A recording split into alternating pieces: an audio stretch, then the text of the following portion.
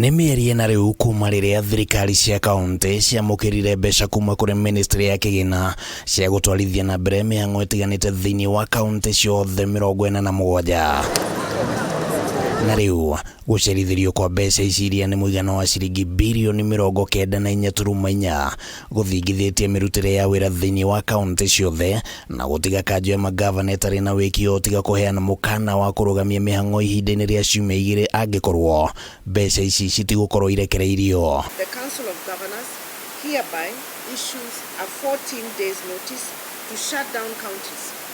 February, March, April arrears are not released within the next 2 weeks. The money that counties get is taxpayers' money, and it's our constitutional right to get that equitable share to run counties. Kanju ya magabana yugite ati gukinyeria riu kaunti ciretie ciringi mbirioni 31.5 cia mweri wa keri, ciringi mbirioni 29.6 cia mweri wa gatatu na ciringi mbirioni 33.3 cia mweri wa kana, na riri nirio rita ria mbere kaunti gucerithirio mbeca kwa ihinda ria mieri 4 kuma riria thirikari cia utamburukia wa mahinya ciambĩrĩirio. We also notify the citizens of Kenya that due to the failure of the National Treasury to disburse the funds, county governments will not be able to deliver services as expected.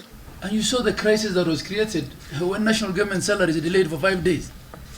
So how are we expected to have paid our workers for the last 4 months? How can we not pay workers for 4 months and expect them not to come to work? Hamwe na uguo magavana ni monanitie kwaga kuiganira na itua ria bunge ya Senate kuregana na gicunjĩ kia watho wa ugai wa kigina kiria kirendekithĩtie ati kaunti cigairwo kigina kia muigana wa ciringi mbirioni 407 thiini wa mwaka wa kĩmbeca wa 2023 na 2024, na riu kaunti cikugairwo ciringi mbirioni 385. Riu magĩtetia bunge ya Senate ni kwaga kugitĩra utamburukia wa mahinya uria ari niguo wĩigĩrĩrĩki wao munene. We note with concern that in the history of devolution, the Senate has never voted against the spirit of devolution in as far as the increase of resources is concerned. We're seeing that the national administration is determined to weaken counties by weakening them economically. We have been disappointed. We are continue to express our disappointment.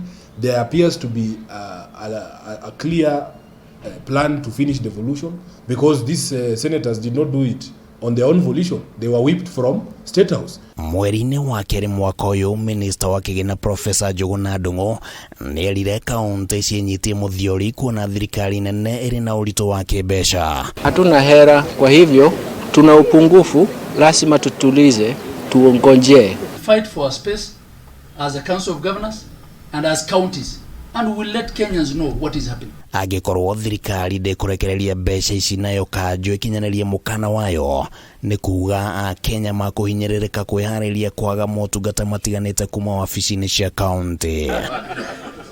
Handũ-inĩ ya Kameme TV, rĩtwa rĩakwa nĩ Kĩmani wa Ngũnjiri.